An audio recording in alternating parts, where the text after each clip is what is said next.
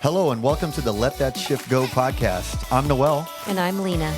And this is where we talk about the good, the bad, and all the shift in between. We'll just talk mad shift. Let's get into it. And on this week's episode, On deck. Shifting on deck. You may hear a little chirping in the background, but we've brought some light energy into the room with little chicks.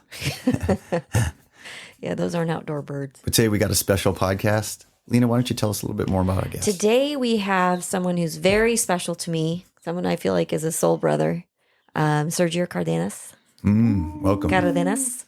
I met Sergio over 9 years ago when I started with Reach, and I had the pleasure of having him as a partner and a mentor back when I was working in El Centro.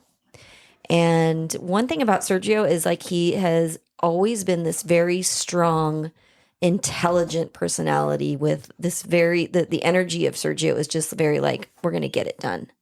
Like I knew when I was going to partner with Sergio, I actually asked to partner with Sergio because I knew that one, he would call me on my shit no matter what. And I would be better for working with him. What made you think that? Well, I knew his reputation of being somebody who was highly respected as a clinician, as a partner, all of that, right? But he was also very intimidating to people because I think one thing is if you knew that you were going to be called on your shit, you could be afraid and you could look at it like, well, I don't want that. But also you knew that you'd be better. And it was done really with love and it was done with fairness and respect. And that was going to be an environment that you could really learn to thrive in. So for me, that was like, yeah, I want that. I want to be called forward and I want to be better. And I knew that being in his company, that was definitely going to happen. So I was excited. I was like, I want to be your partner. Will you be my partner? And I was like, no. I said, no. Okay. But yeah, it ended up being one of the best parts of my career at Reach. And so, yeah, I'm just, in meeting him, like in working with him, honestly, Sergio, it was like one of the best times of my life, just getting to see you with patience. And you were always like this, like, yeah, very tough guy. But man, I could see right through it. There was like this marshmallow right in the middle. Put an old lady in front of me. Oh, you put an old lady in front of him or any woman. I would just watch him like, yeah, that's him right there. Soften and loving and caring. But he would take the best care of you. Like if you needed a patient advocate, this was your person right here. If something was going down, I'd be like, call Sergio. Oh, thank you. Yeah. That's a tall order. Yeah, I mean, it was really a good time. Yeah. I mean, that partnership that you and I had was, I would have to agree with you. It's probably one of the best that I've ever had. It's really hard to recreate that, right? Because we trusted each other. We weren't afraid to tell each other that we're messing up or making a mistake. And I think at the end of the day, we were both trying to do the right thing, which is take care of the person in front of us, the patient in the gurney or the litter. And regardless of what the operation said, regardless of what the rules were, we were trying to do the best that we could for that person. And I still function that way today. Yeah. He's still working as a flight nurse with Mercy Air. And so he's still out there. Don't worry, everyone. You're going to be fine.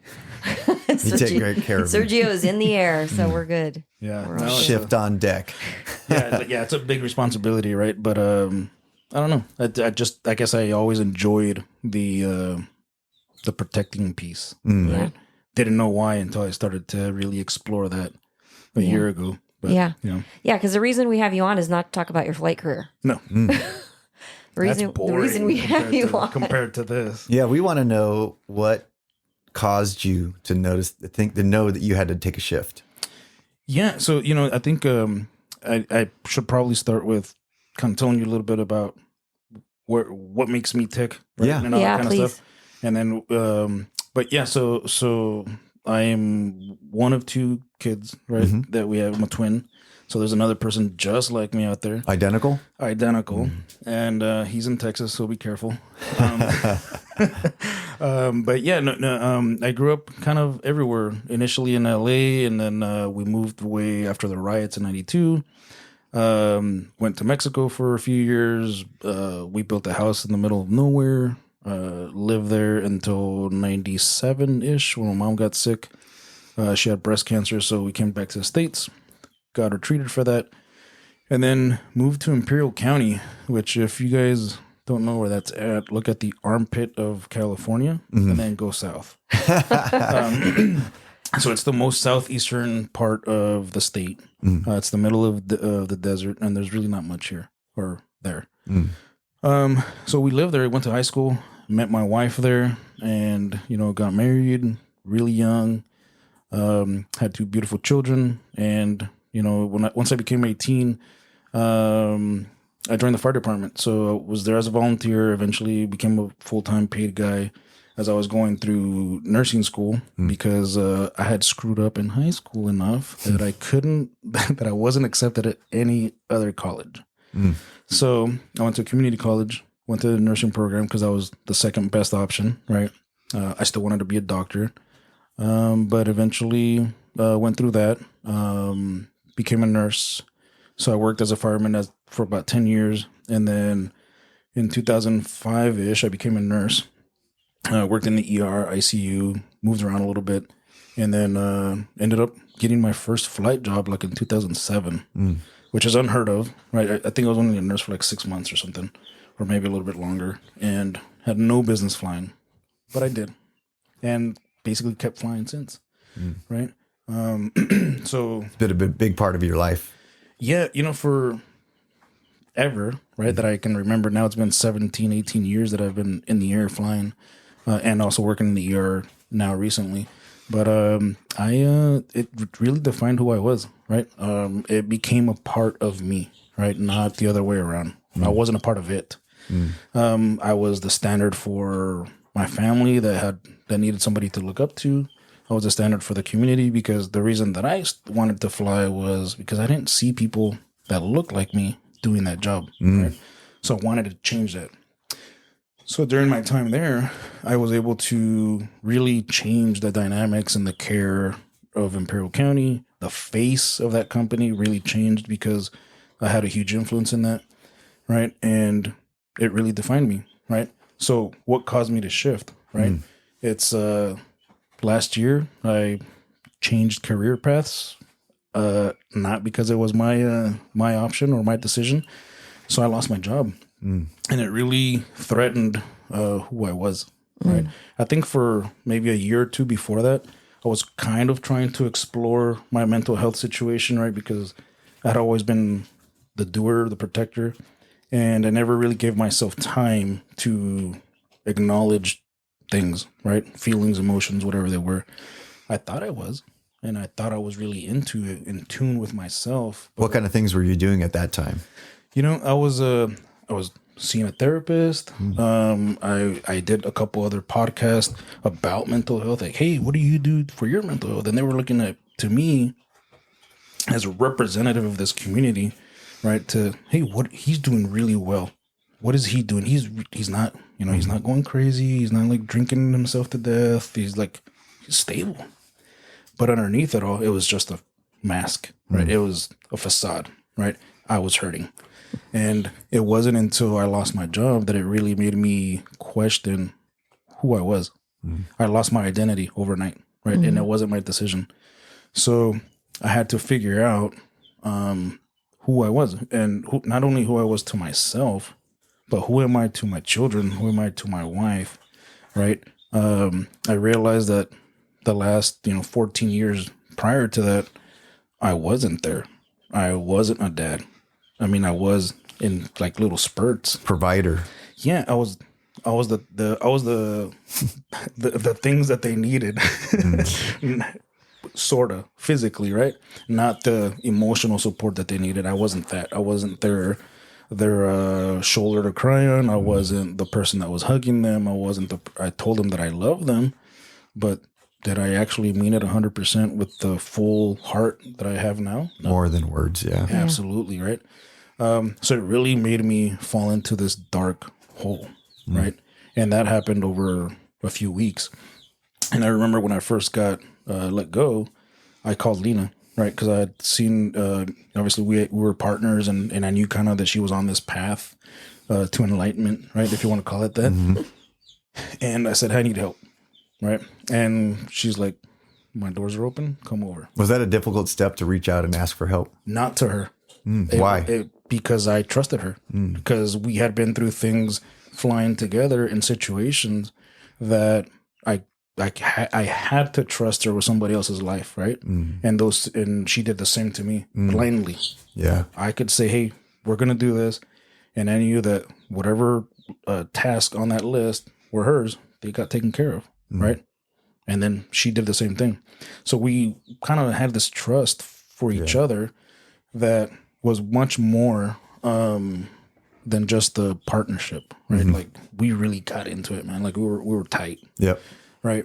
So then when this happened, I already knew Armando, right? Like we had gone on a cruise together. My kids had been to her house before, right? We were friends. We are friends. Yeah. Right? And that's a tough one for me to say because I don't have very many real friends that are female, right? And I trusted her. So I reached out, and her and Armando said the right things. And Which was come over. Which, by the way, a year before that, I had reached out to her, and I said, "Hey, I see what you're doing. I see your social media. I want some of that, right? And come over." And I always made some excuse to not come over because I wasn't ready, right? Yeah. It took this stressful event to catapult me into this vulnerability space To the right? U-turn. Yeah. Yeah. So I reached out and I came over, and that's the same day that I met you. And I'll tell you what, man, it changed my life forever. Like it was the greatest decision, the greatest decision I've ever made, probably.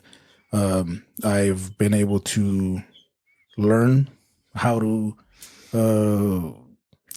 just feel. Yeah.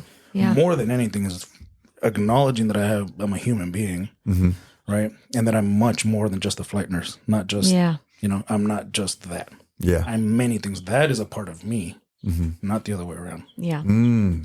But it wasn't until that was like that identity was sort of ripped away that you had no choice but to look at it. Yeah. Does it feel like that? I had to look at myself in the mirror and no flight suit, no helmet, plain clothes, and who are you? And I didn't know how to answer that. And now I can answer that. Right? And that's, almost a year, later. I can answer that wholeheartedly, right? Yeah. I'm not a flight nurse. I'm not just a flight nurse. Many things. Right? And it was a realization that, a lot of people say you got to hit rock bottom. Well, maybe that wasn't a rock bottom, but it was a dark, dark time. Yeah. It was a dark tunnel, And so that's what caused me to open my eyes, really. Yeah, that's what caused you to take the shift. Yeah. Yeah. I love that because, sometimes we think when the worst thing happens, that's it. And honestly, that can be the jumping off point for everything, is to use that time to turn around. And it feels like, there were whispers. Yeah. There was some whispers the year before. And then, I'm not ready. So, okay, well, now we're going to shout. And so now, here's a bat. Let me hit you on the head with it. All right, he's not listening. Let's turn up the heat just a little bit and bring him back to himself. Yeah, and it's I told you this before, right? But like my mom was the same way. My mom, you remind me a lot of her, right? Because she was into energy, into crystals, into just being grounded and being like happy, loving. Doesn't matter what the situation was. She never freaked out. She was just okay, right? And I always fought it. I don't want to be like that. I need to be strong. I need to be this. I need to be all You don't want to be happy. Apparently, right? Well, Lena said a couple of weeks ago, most people choose to live in the familiar hell as opposed to the unfamiliar heaven. Because it's unfamiliar. I'm really good right here, right? Yeah. Me and anger get along real well, right? Because that's the only emotion I knew forever. Yeah. Right? Yeah. And I fought that, right? And what's funny is my daughter is just like my mom, and really a lot like Lena, right? And so is my wife. Yeah. And I'm like, fighting you this surrounded yourself every with corner. I'm fighting this, and in the end, I'm like, all right, man, show me what these crystals are about. So you tried to be tough and mean or brave, but later in life you recognize what your mom was all those things that you said you didn't want to be. Yeah. And she was shouting, right? She was shouting at me, get some help, go to this place, go to this place. And when I finally let it happen, oh my God, my mind opened up, right? My eyes, the cloth came off, and I was like able to see what was right in front of me, which was everything that's always been there, right? Yeah. Because things are just the way they're supposed to be. Without all the filters and the lenses that we Absolutely, look through. Yeah, I demonized a lot of things, right, throughout the years, and I always wanted to do things for the, air quote, right reason, right? What was that right reason? It was the wrong reason, right? It was to achieve and do and have things and have things for my kids and, provide a stable future for my family. But I forgot to do the most important thing, which was actually show them that I love them, right? Yeah. Or, show them that I cared about their feelings, right? If you ask my son, like, and he's very familiar with the quote, nobody gives a shit about your feelings, right? And why did I say that? Because I was afraid of my own. Even you didn't give a shit about your feelings. Until I had to. Until you're forced to. Yeah, and it's not until you hit that you're put in that tunnel, right, that it makes you realize what's important. It's not the career and it's not the money, right? It's the people that you care about, which is, if you have a family, it's them. Right? Yeah. If you just have a wife, it's your wife, right? But it's that core support system. Like, guess what? I'm raising 2 children, right? And I want them to be good human beings, but I'm showing them to not be. Like, Yeah. that doesn't make any sense. Yeah. Reality checks don't bounce. A friend of mine wrote a lyric and I was like, wow, that is a good That's lyric. a good one. Yeah. And you're absolutely right, And it all started with dun dun dun dun breath work. Right? Like, Yeah. That was a special time for me because, when you came and you were just so open and ready and leading you through a breath work, I didn't know much about your story. I knew little bits. And after the breath work, you were just really moved by the situation and you opened up to me and said that you haven't expressed feelings like that in quite a long time and been holding back, and the breath work kind of tore something open for you. yeah, I think I had done one session before remotely with Lena, right? And I wasn't ready. Number one, I wasn't ready. Number two, I was in a house in Mexico, and I remember like going through it and, people were sharing their experience and I was like, did I do something wrong? Because I didn't feel anything. And, and I almost kind of felt like I wasted my time. Right. And then I was like, man, that sucks. Okay. So then later I come here. Now I'm ready. Right. And I come here and, I meet you. You spoke to me, right? Like I saw what you were doing. I saw you for you. And that was the first time that I was able to do that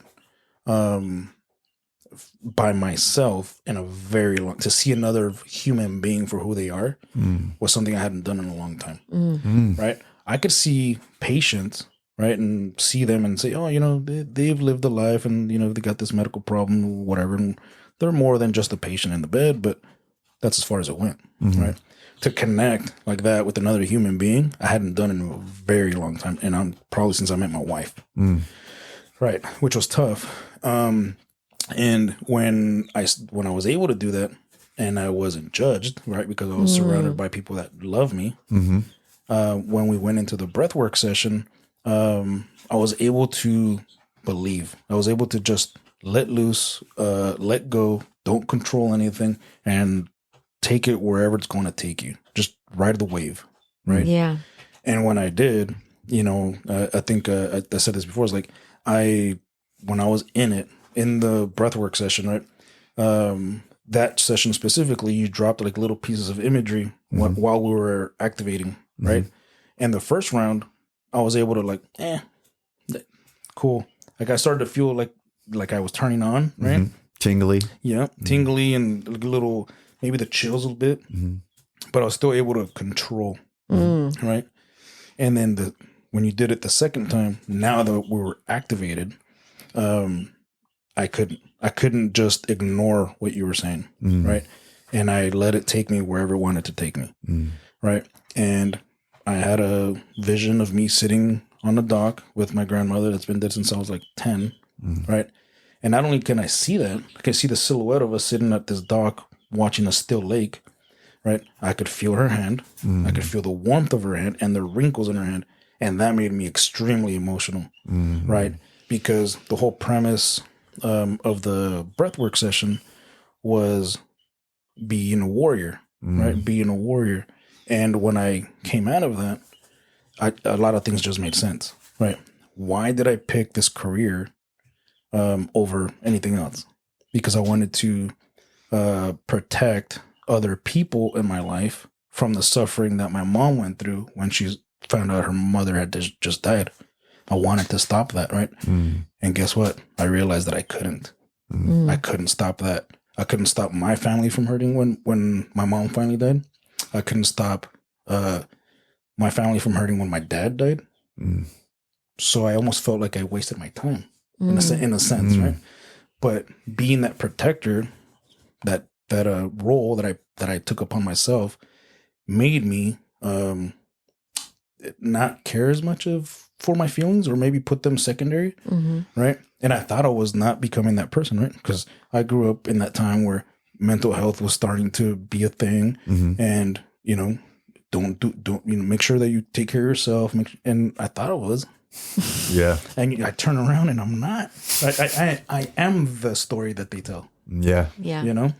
And it all started with breathwork, right? And from that point forward, there's other things that I could now explore, conversations with you guys about, how, life is just life, and giving myself forgiveness and allowing myself to make mistakes, and allowing myself to understand that I'm much more than just that.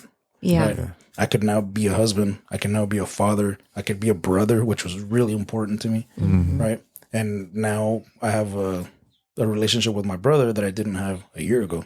Yeah. I have a relationship with my kids that I didn't have in the last 17, 14 years. Yeah. Right. And that's very, very important with me, or to me. Right. Yeah. And not only that, but like I now am connected to my wife at a level that I don't think I could have ever imagined. Yeah. You didn't even know it was possible. Correct. Yeah, it's Because you scary. didn't see it in your own home growing up. Sometimes we don't see that, so we don't know what's possible. What does it look like? Yeah, what does it look like? Yeah, I grew up. My dad loved my mom, and my mom loved my dad. Absolutely, they did. Right, but he wasn't walking around telling her he loved her every 5 minutes. And now I'm like, hey, I love you. She's like, I know you told me 5 minutes ago. Yeah, I'm going upstairs. I love you. Okay, But now it's too much, right? No. Yeah. But I never saw that, right? And I knew they cared about each other, obviously, right? But he was doing the things he was doing the best he could. Yeah. Yeah. And I had to learn to forgive him for, or maybe not forgiving him, but just allowing him to Be human. to make mistakes, right? Yeah, just like we did. Yeah, and we still make them, right? Yeah. In watching your journey and even listening to you talk about the breath work and even showing up here to do the breath work and the conversations before, what really stands out is that you felt a sense of safety. When you're describing like, okay, I'm able to go in and I'm able to do this. And it was like watching you just be able to feel safe in the environment, safe with the people that you're with, in order to explore your own interior, like to let someone else hold the space for you to be able for you to go in. Yeah. And it sounds like the first person that you want to talk about like how you want to let your kids feel and let them know it's okay. The first person you had to do that for was you. Yeah. To let yourself feel, to let yourself know it's okay to feel and explore why you do feel the things that you do and kind of trace that back and untangle a lot of the knots that we don't even know are there until we're ready to take a look. Yeah. One of the things that my daughter, right, she talks a lot more than my son, right? And the one thing that she told me after all of this, I think it was like in January, we're sitting down and we're going to start our own podcast, right? So we're starting to kick ideas around and we got the mics on and everything. And I asked her like, hey, what do you think is the biggest change that you have seen in me since I've started this, right? and she said, "You're more emotionally available." Wow. Right? That's humongous. Yeah. That's like, I wasn't there before, right? Yeah. Like she said, I think, you would go to my volleyball games or whatever, or events, and you were there, but you weren't there.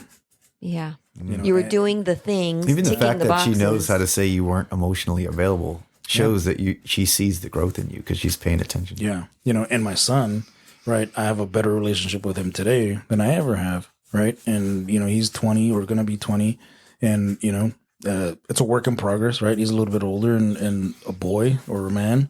And it's going to take a little bit more. Right. But guess what?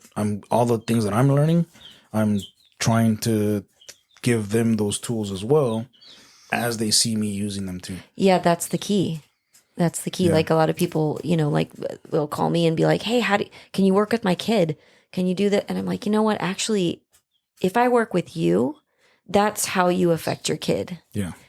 Because you have to do the work first and be able to emulate that process for them. And you are the best teacher that could possibly teach them by them watching you. Yeah.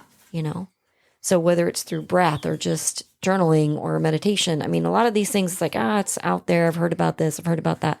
But it's just giving yourself an opportunity to explore your own interior and really ask yourself the hard questions instead of letting the program that was just imprinted so long ago run everything. Yeah. Yeah. I mean, I think, a lot of that, work with them or we'll do that later or whatever. That's a lot of dismissive stuff, right? Because we're afraid of what we might find out. Yeah. Right. And I realized going through this, like when I finally made the decision, I'm going to get some help, right? I'm going to come here and I'm going to give it all I got. Right. And in 24 hours, you put me through the gamut, right?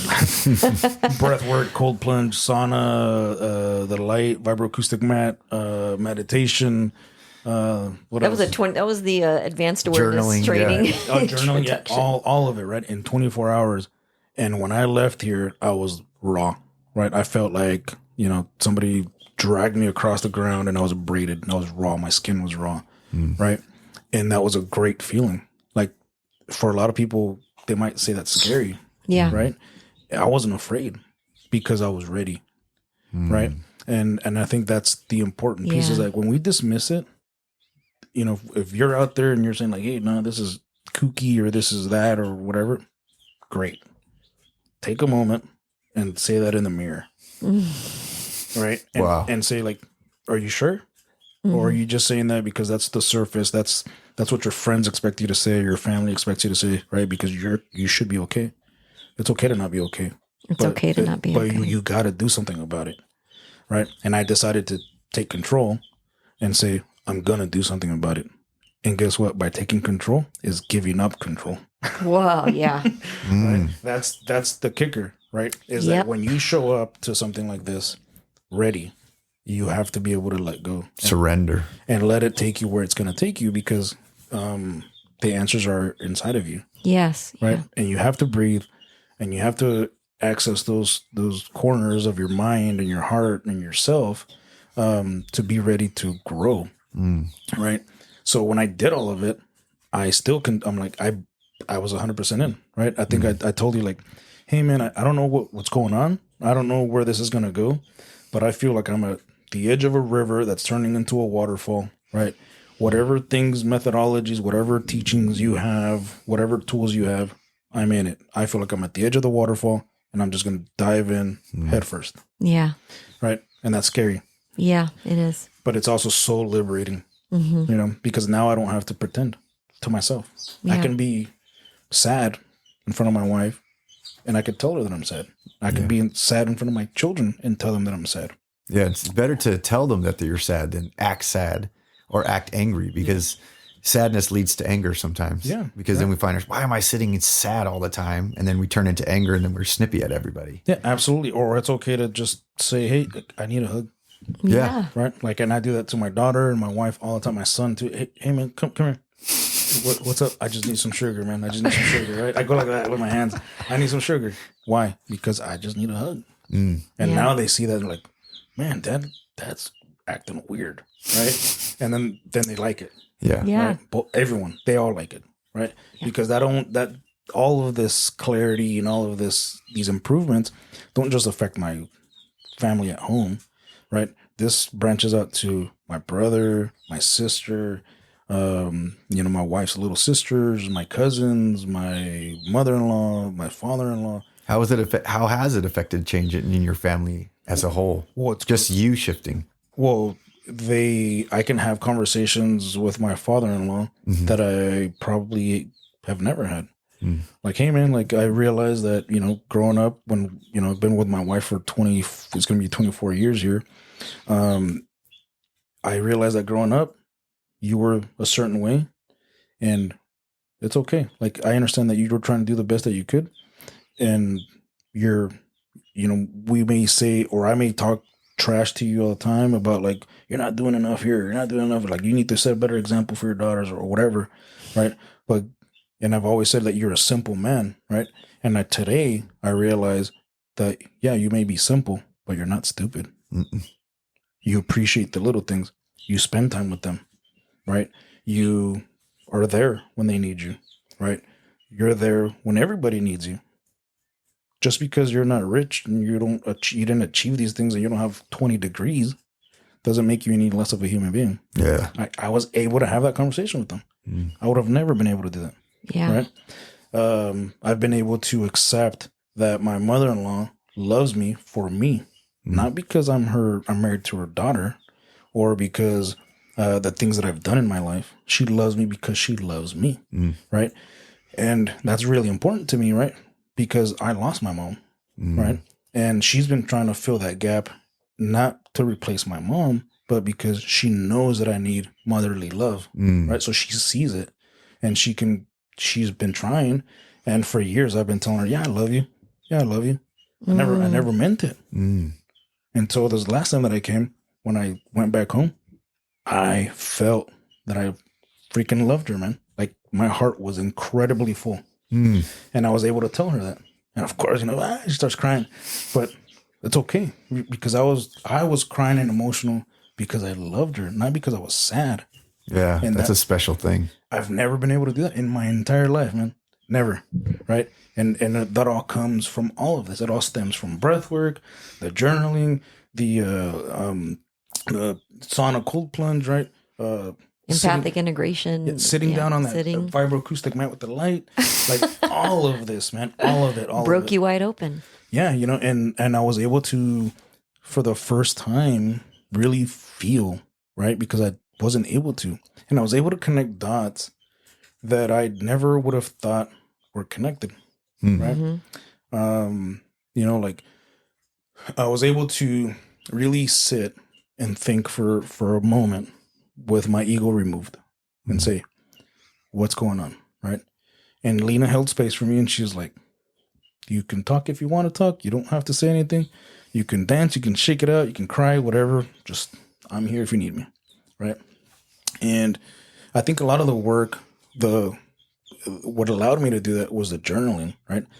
She gave me a bunch of homework and I did it all. And then I never read it till the night before. Right, because she's like, you need to read what you wrote. The night before you came back. Yeah. And I read it, and I was like, whoa, pretty deep stuff. Like, I forgot I had written that, right? Or, this is not accurate anymore because I'm in a different place, right? Mentally, right, or emotionally. And when I was able to finally remove my ego and really think, I think the question was, hey, what are you feeling? I'm not feeling anything, but I'm seeing something. And that image was an image of my dad being pinned on the floor by the cops, right? And being arrested, right? For something that he didn't even do, right? And then, because it was a mistaken identity situation, right?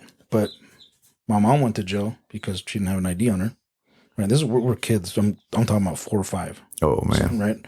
And, right, the... what's it called? Inquiry. What is it? Empathic integration. No, like compassionate inquiry. Compassionate inquiry. Right. You were just asking questions, right? Yeah. Never once was she like, you need to do this and you know 3 Hail Marys and whatever it is, right? No, it was not punishment, right? And I was able to really see, like, I told that story before, and it always came out of a place of like pride. Like, my dad went through that, and he's a tough son of a gun. Mm-hmm. I never really analyzed what happened. What right? you felt in that moment, Yeah. helpless and Well, I was scared, right? But I was scared, but I was hugging my little brother because I had to protect him, right?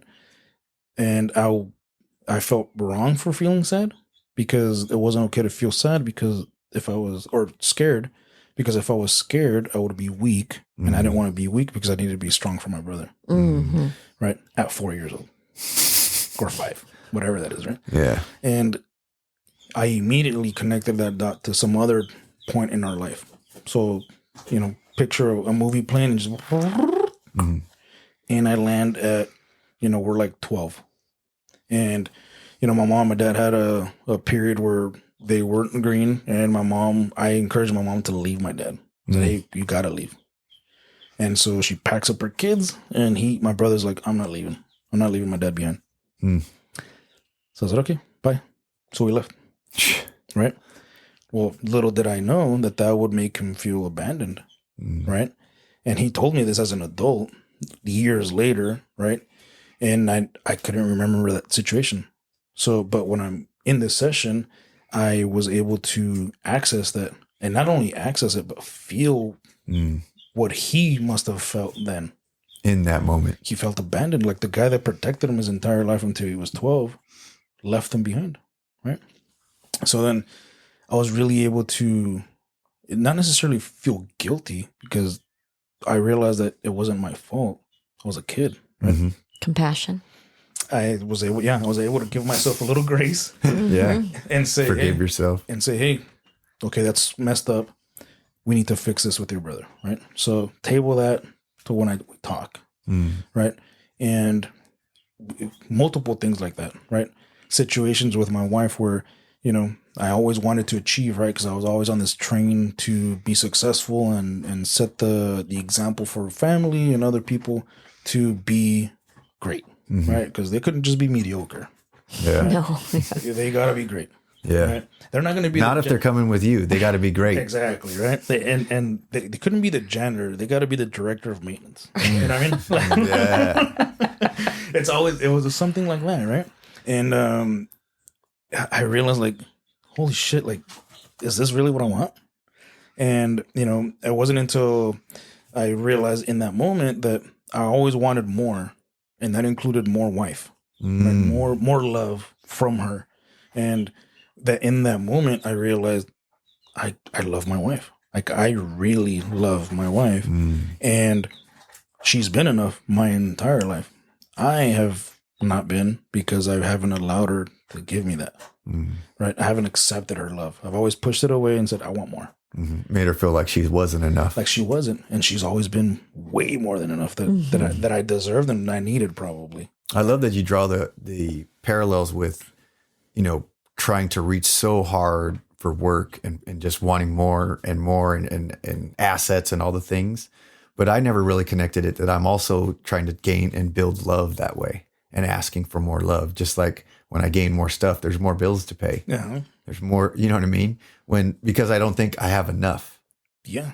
Just like I sometimes feel like I don't have enough love.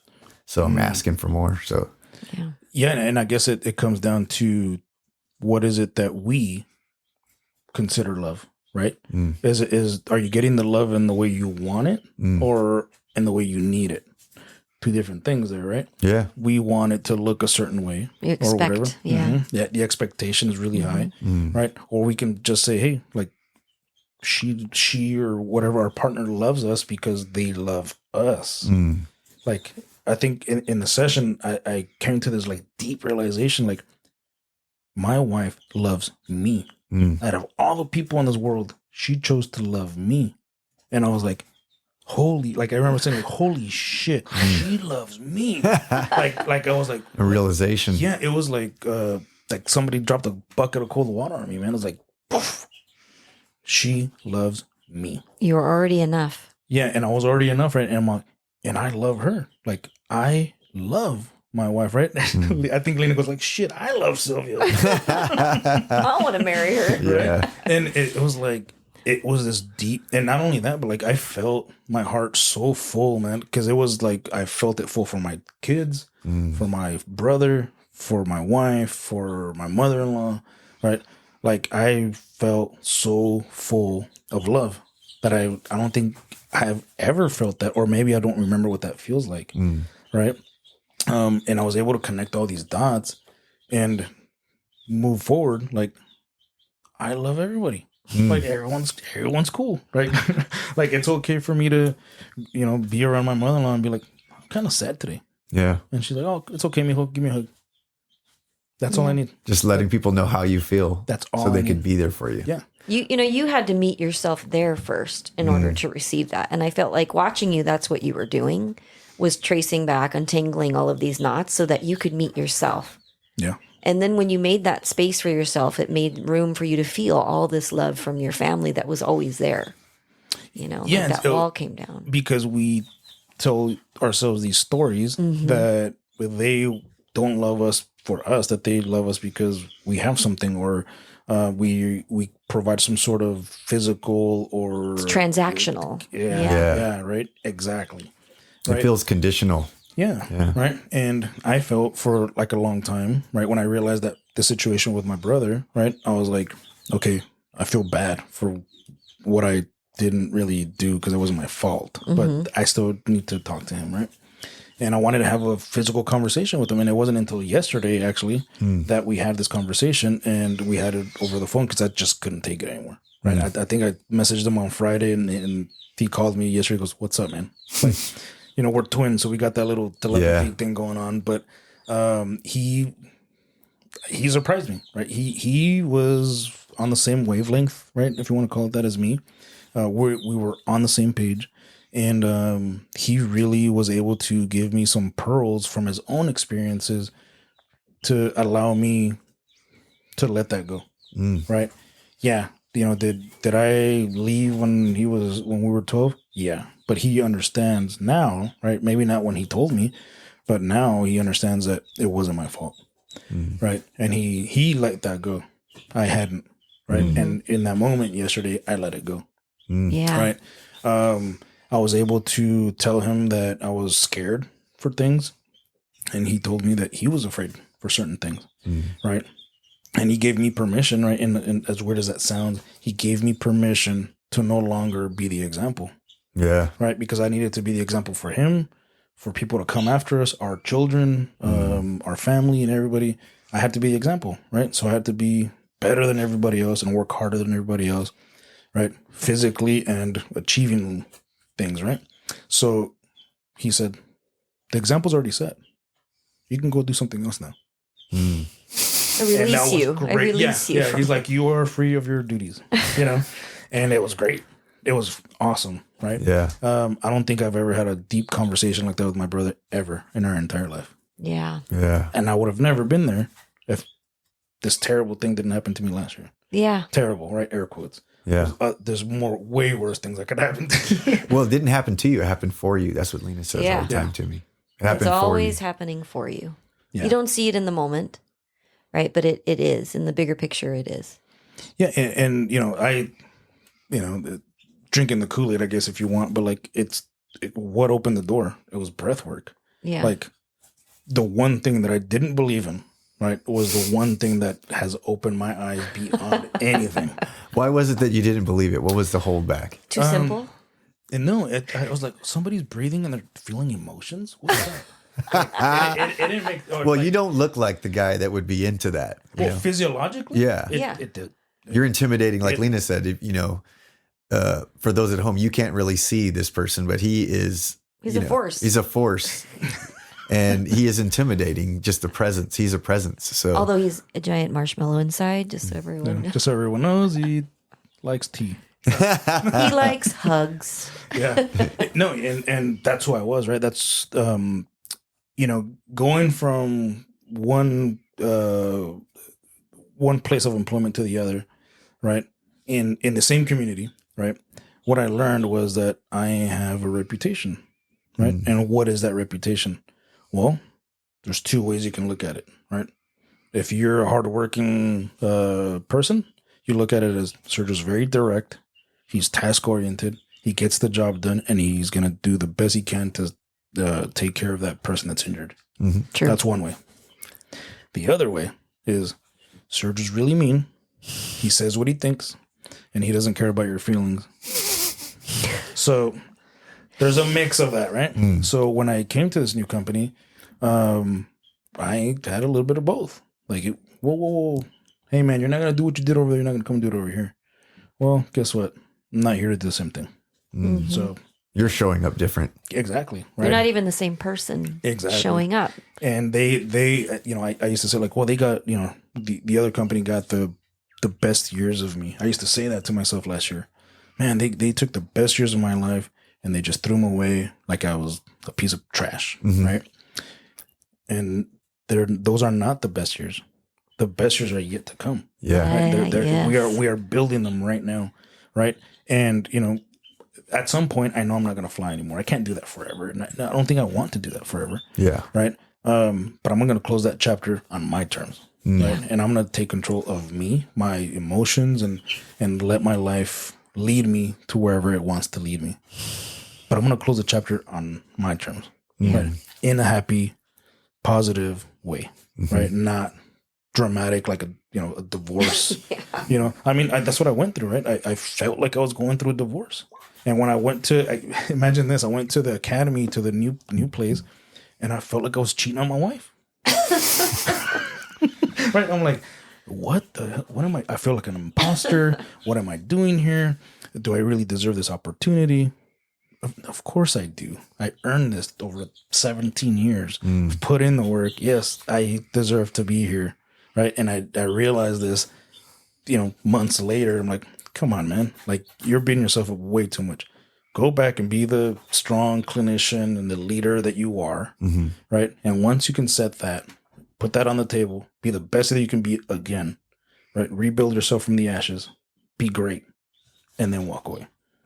And that's the plan. Right? But all still by maintaining your presence and your center with your family. And that's different, right? Because now I'm a different coworker, right? Yeah. I'm a different father. I'm a different husband. I'm a different brother. I'm a different friend. You know what I'm seeing is the difference. One of the big differences is that this Sergio was able to have that conversation with himself. Before, I don't know that conversation would have happened internally.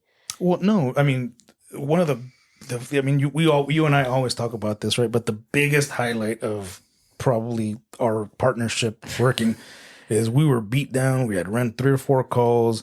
We had intubated somebody in the desert, and we're dirty, stinky, hungry, thirsty. Been up for hours on end. And we're sitting at the hospital on a little tiny sofa thing that they have there in the break room. And I think we're waiting for our aircraft to come back. And I'm sitting with the clipboard on my lap, and Lena's clicking away at the computer there. And I'm like, man, I really need to do something with my life. Right? And she turns around and looks at me and she says, yeah, you're a real piece of shit. Right? Flying around, saving lives. Yeah. You should really get it together. You got to really do something with your life because you're saving people. It's just fucking a waste of time. Exactly. Are you kidding? And I was like, yeah, you're right. Right. But it wasn't like, yeah, you're right, I'm a piece of shit. It was like, you're right, I do have it together. Now I just need to be present. Yeah. And that's where the seed was planted. Right. And that's why I always talk about that, right? Because it's like, she was able to say that to me, and I didn't react in a threatened way. I wasn't like, hey, you know what? Fuck you. I didn't say that. What I said was like, yeah, you're right. I need to get my shit together. Not like career wise, but like emotionally, and like allow myself to feel good about what I've done. Yeah. See the bigger picture here. Step back a little bit. Yeah. And realize what you've done, where you've come from, where you are. Yeah. Where you're going. Where you're going. And this transition, I picked up a part-time job at the college over where I live, and it's in the nursing program, and I'm running simulations, right? So I get to interact with a lot of students, right? And a lot of other nurses that are out in the community, right, that I've worked with in the past. And they all have this high regard for me, right? They all have like this. If I tell them the story of what happened, right, how I lost my job, they all immediately say, that's not you. That's not you, right? Yeah. And why? Because they know. Yeah. They've seen me for many years, right? And the reputation that I have is that I do the right thing even when no one's looking, right? Mm-hmm. So if I do that, how could I end up without a job because of the reasons that they say I lost my job, right? Yeah. While you're holding to your own integrity. Exactly. And I'm not going to argue that, right? Yeah. Hey man, believe whatever you want to believe. I'm not here to uncover any truths or lies or whatever. I'm here to do me. And guess what? Because of that experience, I'm here today and I'm able to be a leader or an example to those people, but I got it together now because I'm not just saving people. I kind of got my shit together now. Yeah. Right. So you had to go save yourself. I'm able to tell these students that are going to be future nurses to make sure that they take care of themselves, to make sure that they're present, to make sure that, hey, nursing school sucks and it's tough, but guess what? Be present. Enjoy all of it. Even the sucky parts. Enjoy it. Because when you become a nurse, you may not have time to enjoy it as much. So just enjoy it now. And then when you're there, remember to enjoy it even then. Right? I wish somebody told me that. Yeah. Yeah. If only. If only. Hindsight. Yeah. Hindsight. Yeah. Well, man, I mean, I'm just so proud of you and honored to be a part of your journey. You've always felt like family to me, my soul brother. Thank you. No, I mean, I can't get enough, right? Like I accredit this change, right, to you, Mondo, and like, thank you. if you weren't here and you weren't the one guiding the breathwork session, I don't know that I would have turned on, right? I don't know that I would have opened my eyes. And I think, the universe puts people on our path for a certain reason, right? Maybe one day, like, I'll be able to help you just like you helped me, right? You have. You just don't know. Our conversations, I learned from you. I learned about myself just talking with you, just having conversations like this. In this conversation today, I learned stuff about myself. Yeah. Crazy. Well, Yeah. thank you. I mean, me watching my sister be proud of you is the best paycheck for me ever, because, watching you grow and become different, and in the conversations that we have and the parallels that we share, it makes me feel good that, man, this is possible. What we do, what we put our work and our energy into is important. Yeah. And, I'm proud of you because I learn from you. Yeah. Oh, thank you. Yeah. That means a ton. Yeah. The fruit is there. The fruit is there. We learn from each other. That's the thing. Yeah. It's a community of help and assistance and kind of guiding through. Yeah.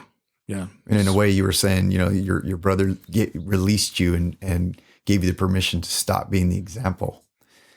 But for me, what I felt because I felt like I was kind of trying to do the same thing, but I don't think I was really focused on being example. I was trying to put guardrails around everybody and push them the way that I wanted to go. I wasn't being the example. I was being the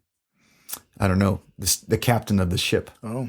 But now I actually feel like I'm being more of an example, because I think the most important lesson to teach our kids is how to love yourself. Yeah.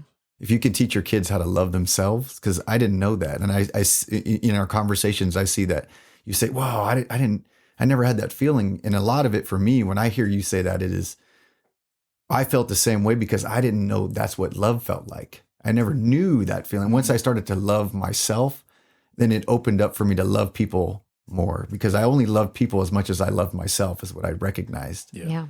And I was like, wow, and now I love so deeply. And I'm like, this is incredible. But it was only because I just started opening up to myself. Yeah. You allowed yourself to love yourself. Yeah. And be the example to my kids that I can love myself and take care of myself and still be present with you. Yeah. Yesterday with my brother, right, when he said, hey, you don't have to be the example, right? Like, and I told him about when, we had our session here and we're sitting down and I said, I feel like I'm destined to do something great with my life. Yeah. Right? I'm destined for greatness. Like, I'm bigger. My purpose to be on this earth is much greater than myself. I truly believe that. Right. And I told him that. Right. And he's like, yeah, but what you are confusing is that you think you have to have this grandiose thing, that it has to be a spectacle, right? He goes, it doesn't have to. He goes, the example that you set for our family is already set. They cannot, no one can ever erase that. It's there. He goes, so now when you go out, he's like, the thumbprint you're going to leave on the earth, right, may come through your kids, may come through those people that you touch, right? He's like, so don't think that you're looking for this big, elaborate thing. Because it may turn out to be that way. But that's not the goal. But that's not the goal, right? The goal is for you to change the world. Takes one person at a time, right? I was like, yeah, there you go. That's it. That's it. That's it. I think that's a good place to stop. That's the right there. Drop the mic. Boom. Yeah. Start with yourself. Start with yourself. And let it grow. Thank you. Thank you. Thanks for coming out and, being open and sharing. And I love your courage. You inspire me to do more. Oh, thank you. Yeah. Thank you. I appreciate both of you guys. All three of you guys, actually. Yeah. Thank you. To be continued.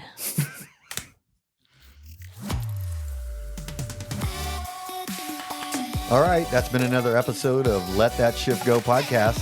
I'm Noel. And I'm Lena. Let us know what your questions are, and we'd love to use them on a future episode.